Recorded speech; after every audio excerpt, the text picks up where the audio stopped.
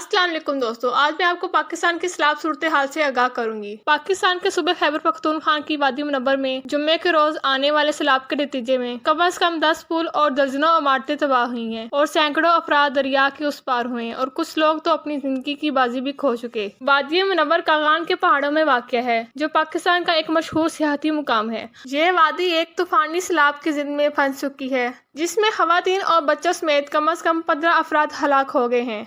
तूफानी सैलाब ने खूबसूरत वादी को मरकजी शहर से मिलाने वाला वाहिद कंक्रीट पुल भी बहा दिया। इसके बाद से दरिया के दूसरी तरफ के तमाम जातों का राब्ता बाइकाट हो गया और रिहायशी मदद के मुंतजिर है। BBC की टीम सैलाब और लैंड स्लाइडिंग होने वाली सड़कों पर से कई घंटों की ड्राइविंग के बाद वादी तक पहुंची। यहाँ पर उनकी मुलाकात एक बीबी से होती है, जो कि अपने सामान के साथ बैठी थी। वो टीम को बताती है कि वो अपना घर तो देख सकती है, लेकिन उस तक पहुंच नहीं सकती। उसका कहना है कि मैं 2 दिन से इंतजार कर रही हूँ कि हुकूमत आकर कुछ मदद करे या फिर पुल की मरम्मत करवा दे, लेकिन हकाम का कहना है कि हमें पुल की दूसरी तरफ चलना शुरू कर देना चाहिए। औरत कहती है कि हमारा घरों तक पहुँचने में सिर्फ पहाड़ है, लेकिन ये 8 से 10 घंटे का सफर है। मैं एक बूढ़ी औरत हूँ, मैं इतना कैसे चल सकती हूँ। सैलाब की वजह से बहुत से लोग बीमार हो चुके हैं और वो पैदल नहीं निकल सकते। गुंजान आबादी वाले इलाकों को सैलाब का खतरा ज्यादा होता है। इमारतों, शाहराहों और दीगर ऐसी जगह जो तमीर जमीन के जरिए जज़ब होने वाली बारिश की मिकदार को कम करके बहाव को बढ़ाती है। वो बहाव फ्लड की सलाहियत को भी बढ़ाता है। बाज़ औक़ात शहरों और कस्बों से गुजरने वाली नदियाँ ज़ेर ज़मीन तूफानी नालों में जाती हैं। बहुत सी जगह जैसे कि अंडरपास, ज़ेर ज़मीन पार्किंग गैराज, तय खाने, ओवर पानी की क्रॉसिंग मौत का जाल बन सकती है।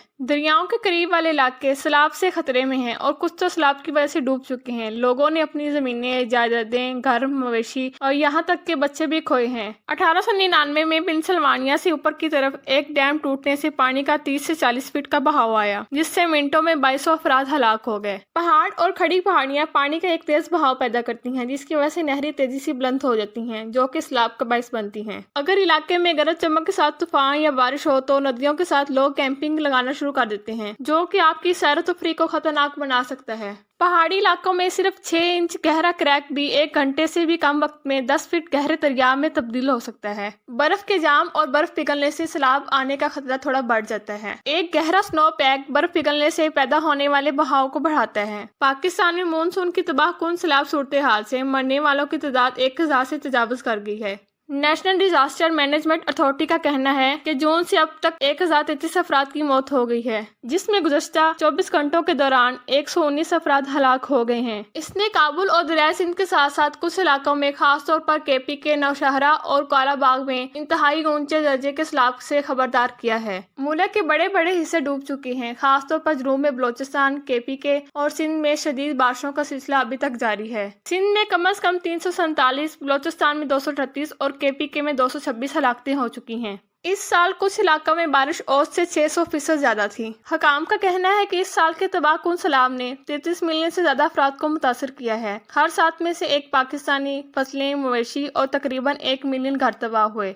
2 मिलियन एकड़ से भी ज्यादा काश्त होने वाली फसलों का सफाया हो चुका है। 2150 मील सड़कें तबाह हो गई हैं और 149 पुल बह चुके हैं। वजीर आज़म शहबाज शरीफ ने फंड्स की अपील के लिए अपने दोस्त ममालिक बरतानिया का दौरा मुलतवी कर दिया। वजीर आज़म ने इतवार को बलोचिस्तान के शहर जाफराबाद में सैलाब मुतासरीन की इयादत की। इन्होंने इस अज़म का इजहार किया कि हुकूमत उन तमाम लोगों को घर फराहम करेगी जिन्होंने अपना घर खो दिया। इन्होंने कुछ रोज पहले ही सुबह सिंध में सैलाब से मुतासरा अफराद को अमदादी सामान पहुँचाया। इन्हें हेलीकॉप्टर से नीचे लोगों को अमदादी पैकेज गिराते हुए देखा गया। इससे कबल वजीर आज़म ने सुबह भर में होने वाले नुकसान का जायजा लिया और एक रिलीफ कैंप में बेघर अफराद से मुलाकात भी की। पाकिस्तान में सैलाब की कोई मामूली बात नहीं, लेकिन यहाँ के लोग बताते हैं कि ये बारिशें मुख्तलिफ थीं। एक मुकामी अहलकार ने तो इन्हें बाइबल के तनासुब का सैलाब करार दे दिया। मिट्टी के हजारों घर पानी में डूब गए हैं और मीलों तक जो कुछ नजर आता है वो दरख्तों की सिर्फ चोटी है। जिंदा बच जाने वालों के लिए जरूरियात ही मुख्तलिफ हैं। एक गांव में देखो तो वो खाने के लिए बेचैन हैं, मगर कुछ गांव में तो उनके पास खाने के लिए अनाज तो है, मगर अपनी दूसरी जरूरियात पूरी करने के लिए पैसों की जरूरत है। बहुत से बच्चों को गंदे पानी से पैदा होने वाली बीमारियां हो चुकी हैं।